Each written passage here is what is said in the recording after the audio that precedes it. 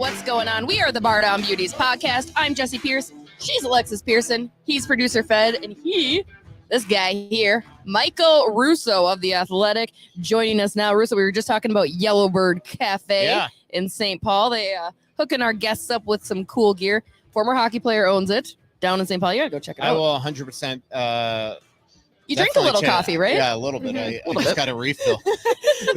The guy that filled this up goes again. And I'm just like, I know, I've already been here an hour. This is my third one. But I'm dragging because I just came from Columbus. But I will definitely check out Yellowbird. And it's very nice to be on Beauties and the Beast. I know. I thought about that like 2 days ago. We might have to rebrand. I'm just amazed that joke was able to come out of my mouth. We'll bring you on as another co-host and rebrand as the Beauties and the Beast. Yep. Exactly.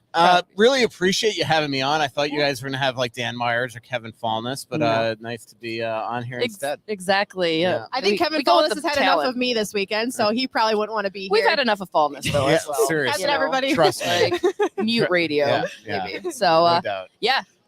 Thank you for joining us. I know you're just coming back from Columbus. Tell us a little bit about the game. We were focused on high school hockey here in St. Paul, but how'd it go in Columbus? You know what? It actually was a good game. The Wild, I thought they were as good defensively as we've seen them in a long, long time.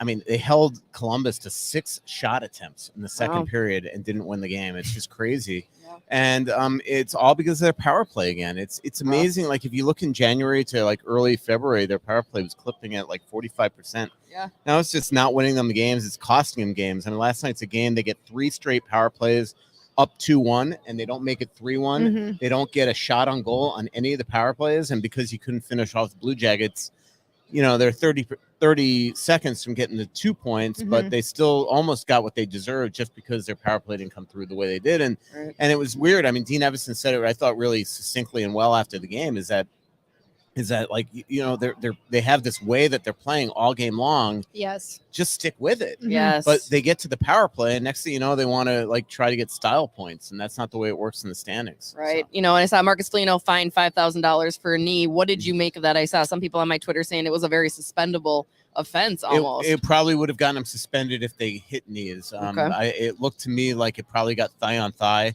And because of that, because there wasn't anything catastrophic, he probably got off. But when you're fined $5,000, what the league is definitely telling you is that you broke the rule. Yeah. And he's now really, he's got to be careful because he is on their radar, right? I mean, he's just suspended. He's, if he's ever in a position like that again, he's going to be considered a repeat offender. And at this point in the season, lucky. You need him. Yeah. Yes. And what's scary about this is that like now he has to play a certain way to be really, really effective. And I thought after he was suspended last time, and I think that you and I have talked about this, Jesse. Like I think that we weren't seeing the best of Marcus, probably because he was a little gun shy, and he finally started to look like more himself the last 2 or 3 games, and now you just got to wonder if he's going to go back to being a little too conservative. And Marcus has got to walk that line of being physical, but just keeping it honest. And look, I mean, last night, there's no doubt. I mean, it was an accident, but it was a suspendable play, and he's lucky that there wasn't an injury involved.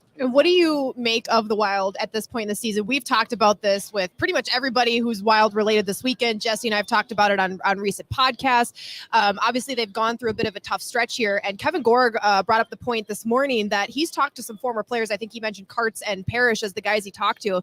And they told him that 40 to 60 game mark in a season is one of the toughest stretches for teams, especially if you start off as a really good team. Have you heard that before, too? And would you say that's maybe just what the Wild are going through? And is it hard for you at that mark too, right? Do you feel in that? My mark is like 20 to 70. Preseason. Those are the dog days of the hockey season for me. I was at the dining room table the other day when Carter and Parrish were talking about the dog days, and I've heard that obviously throughout my career. This is a little more. I will say this, like. Last night, there were points in that game that I looked at 2 teams that just wanted to get through the game. It was second back-to-back game, and I think it was the dog days. In a way that last night, like they just didn't. It wasn't your playoff type of style game, and then all of a sudden, when the game got on the line in the third, it became that way. Yeah, and they didn't have the energy. But this to me, what I'm seeing from the Wild is a little bit alarming, just because. I see more of a fatigue factor going on right now because they're playing every single night, and that's not going to end till the end of the season. Mhm. So they're going to go into the playoffs really, having played a ton of hockey. So they've played a little better lately, but they're pretty much against crummy teams. Yeah. Mhm. And I want to see them now go up against really quality teams. Nashville came in here the first time they met the season and worked them pretty well. Tomorrow's going to be a huge game, and then a big week coming up as well. The Boston Right. Bruins coming to town. Yeah. We know there's going to be fireworks there. I guarantee you, Wild players, and this is where Foligno's going to have to be careful because Yeah. I Right. guarantee he's going to want to go after Frederick. He's Mhm. just got to keep it honest right now because he's got the eyes Department of on Player him. Safety watching him right now. So to Exactly. you, it's not so much, oh my God, maybe these guys aren't as skilled as we thought they were. It's more of they're just literally tired at this point. Yeah, I do think that, but I am concerned about their goaltending. Yes, Okay. say it. Yeah, Say don't it even from get preach it Jesse from the started, rafters. Russo. Concerned about And the I'm goaltending. concerned about their blue lines suddenly. Yeah. And look, this is a big week for Bill Guerin too, right? Yeah. We're going to get him this week and talk to him about the trade deadline, but the trade deadline's a week from Monday. And so now it's like you've gotten a good look at your team. You've got to decide, are you going to try to help or not? And I still look at goaltenders out there, and I don't see a market of a goaltender that's obviously going to be better than Cam Talbot. Mhm. Right. I mean, is Anton Forsberg that guy? Is Corpusalo that guy? Even at this stage, is Marc-Andre Fleury that guy? Mhm. Varlamov maybe. I just don't know. But where you can improve this team is probably getting a defenseman or two in here. The problem with doing that is if you do that and they're healthy, you are taking out guys like Goligoski or Merrill, players that have played well for much of the year. Mhm. And is that fair? And what does that do to the room? Mhm. And Right. so this isn't easy, but this is why he gets paid the big bucks and I don't. Yeah, So, right. Well, we try to put the ideas Yeah. in his here. I mean, my take on, I completely agree with you. I think had you asked me maybe a month ago, I would say, yeah, you're maybe one piece away. You could do Mhm. it. And now looking at the way that the team is performing, like you're a couple pieces away. So if Yeah. you want to stay pat at the deadline, I'd be fine with it. If you want to just kind of roll with what you've got. But I agree with the blue line. I think, though, if I'm going to go defense, I want more than a rental because Yeah. I think you have a long-term problem there. I think your core four, Mhm. looking at Goligoski, as you mentioned, he's kind of fallen off. So I don't know that he's got the future that we maybe once thought. And Yeah. and John Merrill and Kulikov, I think, overexceeded their expectations at the beginning of the year. And now they're playing maybe kind of at the level that I had expected of them, and I think you need size back on that defense. You have Matt Dumba, and that's it, really. I mean, you don't have much size there And Matt's in that not top exactly four. big. He plays Exactly, big, but- right. So it's like, I think if you were to go defense, I would look at somebody that could be possibly longer term, right? Yeah. And that's kind of my take on Yeah, it. I agree with you because there are a lot of defensemen out there, which means that you can get them cheaply. Mhm. But there aren't any defensemen out there that I look at and say, you know what, you got to go get that guy. Right, I mean, even right. it's like, all right, this isn't Dano Charo when he's 30. This is him Yeah. at 39. So there's not a ton there. Even Ben Sherrod, his underlying numbers are not very good. So there's just not a ton out there. So one thing you said there that I totally agree with, that you said really well, that I'm going to steal and write, Thank you. Appreciate that. is what you said about Merrill and Kulikov, that this Yeah. is more what you expected, Yeah. right? Yeah, Where yeah. before they were exceeding expectations, and Mhm. now this isn't that they're playing bad. This is just probably who they are. Yeah, right. And look, you're going to get good shifts from them and things like that. But the one thing that has not changed with this team that I do think that management has to be honest about is that this team is not suddenly not one defenseman away from falling Right, apart. And right. that, what I mean by that is that every year that we see them in the playoffs, when they go in and they got a Spurgeon hurt or a Suter hurt or a last year Brodin hurt, they just collapse. Mhm. And that has not changed, in my opinion. We just Yeah. saw that with Dumba Yeah. Mhm. out of the lineup. So that has to be a concern because there's a propensity for some of these top four defensemen to get Yeah. hurt. And if they get hurt in a long And with physical this playoff schedule series, coming up, it's not Yeah. going to be surprising. They're going Yeah. to be bangs and bruises because No how doubt. can you not? I mean, Mhm. that's just, no question about it. Again, we are the Bar Down Beauties podcast, joined by guests all day today at the Let's Play Hockey Expo. Michael Russo joining us first. Anybody have any questions for Mr. Russo? We'd love to do a little Q&A. Jim Pearson, question for Michael Russo. what's up? Nice to meet you, Michael. Hey, Hey, you're the only reason why I I, like have your a hat. subscription to the Athletic. thank you so much. So I appreciate all your writings. and your feet. How do we get some merch? I don't. I want right to. there. You can Yeah. grab a hat. No, I mean, I like a worst seats in the house merch. How do Oh. we do that? Gotta have good people like sodastick.com. I know. Shout out to sodastick.com. Yeah. So the one thing you guys haven't talked about yet that I guess we have solved is our center issue, and is Frederick Goudreau playing at a level that you think he'll play at the same level in the playoffs when we get there? It's a good question.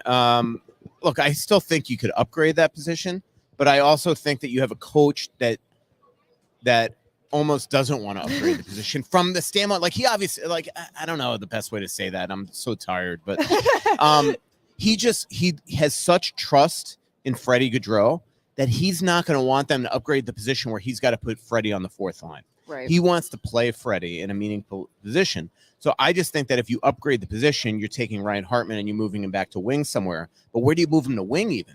Because you got Zuccarello and Kaprizov, you got Greenway and Foligno, and you got obviously Boldy and Fiala. So where do you move them? The only thing that I think you could do is maybe move Greenway to the fourth line and play Hartman on the second line with Foligno and Eriksson Ek. But he loves that line. He loves that line, and Yeah. and there's no reason.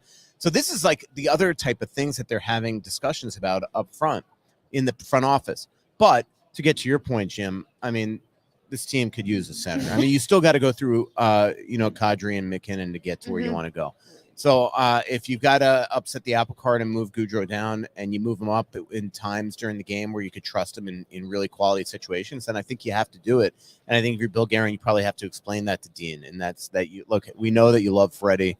We know that he's playing great right now. He has been really good. He's fit perfectly on this line. Right. But in my eyes, if you can go out, obviously Pavelski's signed now, but if you can go out and get a Hurdle or a Giroux, I think this is the year to try it. Now, I'll just tell you point blank, and I know Minnesotans don't like to hear this, but look, if Claude Giroux is going to pick his team, and there's going to be teams lining up for him, and if you're looking two things, if you're looking at like playing in South Florida to playing in Minnesota, you're probably choosing South Florida. But also, if you're looking at honestly, as much as we've loved this team, the blip in the radar has come at an awful time for guys with no move clauses. If you're, and again, this is speculation. I don't know that I don't think actually the Wild are going as hard as Gaudreau as the fans want them. Right. I keep on saying Gaudreau. True. Totally, I'm tired. But like if you're Claude Giroux and you're looking at Minnesota, you're looking at Colorado, you're looking at Florida, who's the team that's probably going to get you a Stanley Cup? It's one of those other two. So I don't think they have a chance at Giroux. And then the other guy is Hurdle.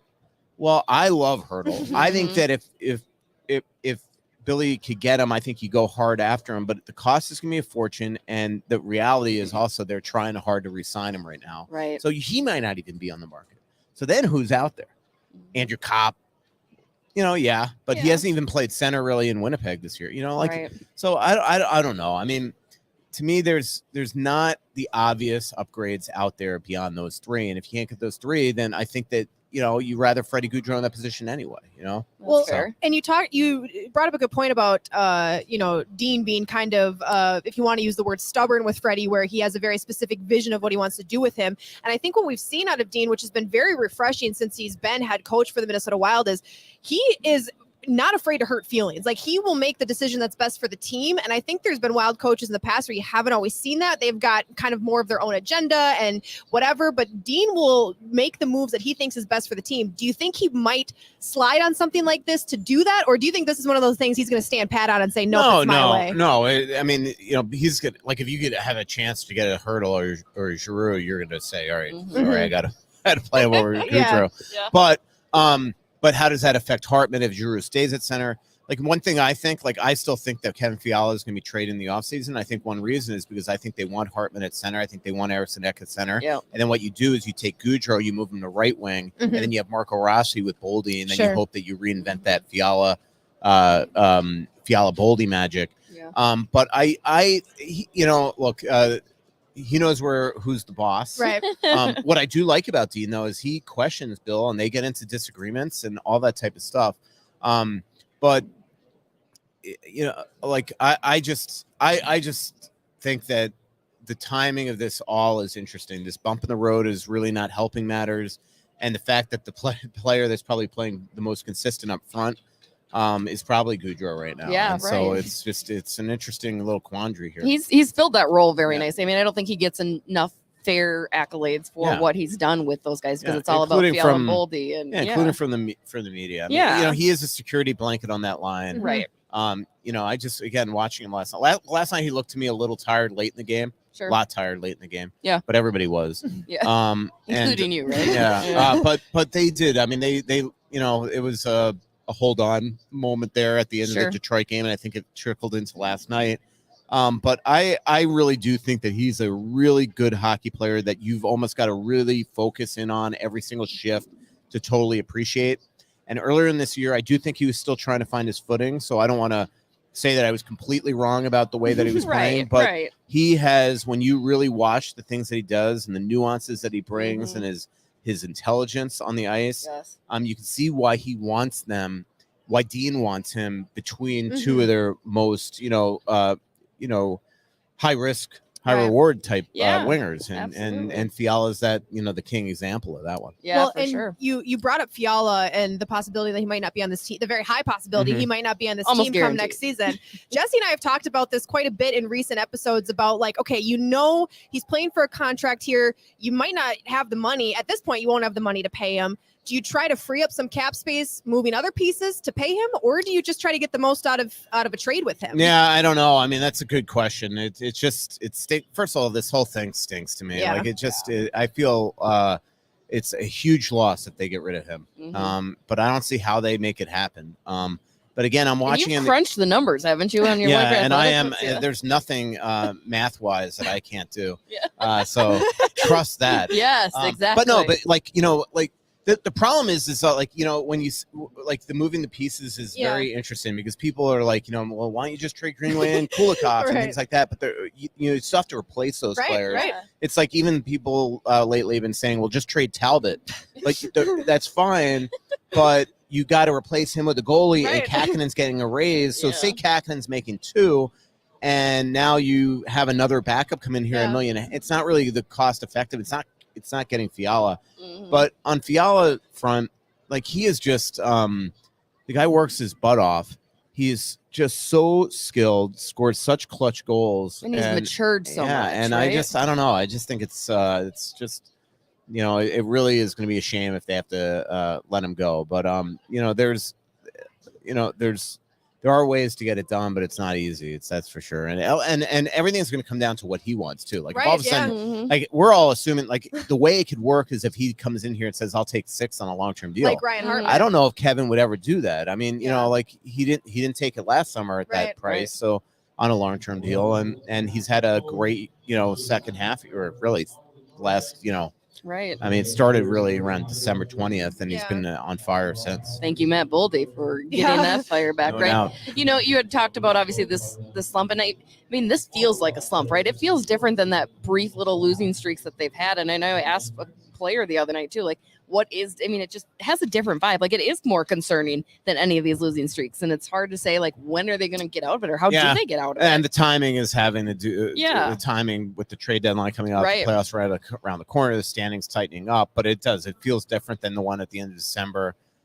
They just they're not really, and that's why last night it was a shame they didn't pull out the win, Sure. because to me more so than the slump is how bad they have been defensively and how absolutely Yes. god awful, atrocious, hideous, ghastly, abysmal their special teams are. I don't mean to Those are mince great. words. Those are great Yeah. adjectives. I don't Russo. mean to mince words, but I'm just telling you, It's true. I mean, everyone it's who a watches problem. it, it's a their Even special Dean team. said it. Yeah, and so to just say it more succinctly, their special team sucks, Yeah. like Dean says, and so that's a problem. I mean, Yeah. that is, and this has been, a lot of this has been an underlying issue all season long, but it's been masked because they outscore teams to such degrees, exactly. And we even saw in Detroit the other night, they win 6-5. You're feeling good about yourself, but you know what? You look at those 5 goals against, and there Yeah. were some major breakdowns. Well, and the problem with your offense, that's not how playoffs games go. Yeah. You're not scoring 6 goals in the 100%. playoffs, And you're right? not- yeah. Get 3. Yeah, Yeah. exactly. It's those tight games, and Yeah. the defense absolutely has kind of just played Mhm. way too loose. And sometimes, I don't know if you've noticed this, sometimes it seems, and I'm not trying to disparage Talbot or Kakkonen when they're in net, but sometimes the defense seems like they're making some extra plays to try to stop the puck from getting through to the goalie, because I don't know that they trust that the save could be made. I mean, have you witnessed any of that? Yeah, a lot of people have brought that up before. Like I heard Brandon Molesky on the radio last week talking about a play that Kulikov made where he's just trying to block a shot that really didn't need to even be attempted to block. So that could be an issue. I always feel that when goaltending breaks down, it usually starts with defensive plays in front of them, like games ahead of time. And then if that goalie is being relied upon to make just insane saves to save them games, eventually the defense actually repairs itself, and then the goalie starts to stink. Right. And that's where they're at now, and the hope is that they can get out of it. Kakinen was good last night. I still trust Talbot, but look, there's no denying that he's giving up 4 and 5 goals almost every single game now, and that's unsustainable. As Dean said, it's fine. And I was like, I don't like that answer, Dean. I don't like it at all. Again, we are the Bar Down Beauties podcast, joined by Michael Russo. Any audience questions at all? Anybody else have any other questions? Beauties and the Beast. Beauties and the Beast. Use that. Let's talk about some happier things. I could tell that Dan Myers is not watching, because usually when I would be getting texts nonstop. Like I did a Q&A, this like live room thing on the Athletic the other day. It was really fun. Yeah. But Dan was texting every word I said. He was texting me, so I know that he must not be on here right now. Dan, what a nerd. I called him my assistant scout. Good work. I like that. I like that a lot. No, let's talk about a little happier. I know we had Mikko on our podcast. You had Mikko on your podcast. Big night for Mikko Koivu tomorrow. Yeah, it'll be fun. It'll be interesting to watch the fan reaction and things like that. It'll be interesting to see if the stern, stoic Mikko Koivu is touched to a point that he actually gets some tears in his eyes. But it's been fun this week, though, right? Yeah, it has. And there's a lot of really, really cool people coming to town for that. 24 players. I've talked to a bunch of them. I'm going to do a podcast with Stewie here in a little bit. Nice. Chris Stewart's like the only one that I'm willing to say, because they accidentally told Mikko he was coming, but everybody else is a secret. So I don't want to say who, but, I got the list. Yeah. And the other one, I mean, we all know, the one they did announce, obviously, that Doug Risebrough, Chuck Fletcher, and Jarmo Kekalainen are coming in. Obviously Saku's coming in, Ture, his mom, and Yuka, are coming in as dad. And, so it will be neat. I'll be interested to see if Anthony LaPanta has a voice to MC this after yesterday. Well, and a happy birthday to Mikko Koivu, turns 39 today. I know. So what a birthday present. What a weekend for Mikko. No, I think it has been really fun. I mean, really, ever since he ended his playing career, it seems like he has tried to lighten up a little bit and let that guard down, because you do hear stories behind closed doors. He's a pretty fun guy, right? And it's like, I've always wanted to see that. Like, I just kind of love joking around. And though his jokes still, the dry sense of humor, I have a dry sense of humor. I get it, but you need to smile when you land a dry sense of humor joke, right? Like, because they'll just still give you the same look. And it's just like, oh, are you kidding? Like, I can't tell. I have no idea, Mikko Koivu. Yeah, Mikko, I said this to him. I mean, there were a few players in that locker room that actually could make me laugh as hard as him, because it always came out of nowhere. And it always was, you had to have a thick skin around him. Yeah. He was piercing the way that he would go after you sometimes, but always. And sometimes you didn't know if he was being serious or not until he his voice finally itself, right? Yeah. But he was a fun guy to cover. I mean, there's no doubt. I mean, he even said it on the podcast. He and I had a bit of a love-hate relationship. I mean, we had some blow-ups. I got the Italian temper. He's definitely got the Finnish temper. And that goes well together. Yeah, we had to have a lot of apology sessions and a lot of side sessions and a lot of meet at the coffee shop and hash it out sessions. And but that's look, that's part. I mean, the one thing I will say, I have an immense amount of respect for him. I loved the way that he was stubborn about the way that he wanted to play the game and that his views. I have the way that I want to cover a team. I have questions I got to ask. Sometimes he didn't love the questions. Yeah. And, I think there is a mutual respect there. And the reality is that he and I have known each other for a long, long time now. His first day that was on this team was my first day covering this team. Nice. So, sometimes when you have that long relationship with a player that you cover, sometimes you talk to each other probably a little like you wouldn't talk to, if all of a sudden John Merrill walks in the locker room, and you don't know him. So Mikko and I had some, interesting moments at times. But there was a respect factor there. And I just think that he is, to get back to your original point, there's an appreciation now of the way that this organization is treating him. He's embracing this moment. He at first it was extremely awkward for him to drive down to the arena to be around this team. He's starting to become much more at ease and comfortable in his own skin. He didn't want to walk in the locker room. He wanted to show the respect for Jared Spurgeon, the leaders, that this was their locker room. Now he goes in there, he gets a coffee, walks through the locker room, he talks to people. And I think more and more as he gets more comfortable, I think the Wild need to tap into that. Yeah. Like, there's no reason why he should not be working with Freddie Gaudreau and Joel Eriksson Ek and these guys to teach him how to take a draw and things like that. And you see it all the time. And the Wild are not getting better in that one category. And here you got a guy that was a great face-up player his entire career. No, absolutely. I mean, again, all the respect.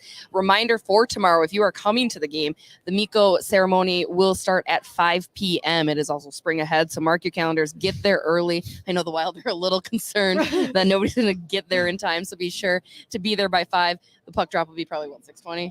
Yeah, so around that they'll have like the Lundqvist one. They'll have warm-ups after and things like that. But the Wild, I don't even think want people to know when the game starts. The game starts at 5. Be in your seats by 4. Yes, I love it. Do it. It should be really. I mean, that's I have a question. Yes. Do you feel guilty? Because I feel like you kind of set this midseason swoon off by guaranteeing a 2-1 loss in Winnipeg that one night. Yep.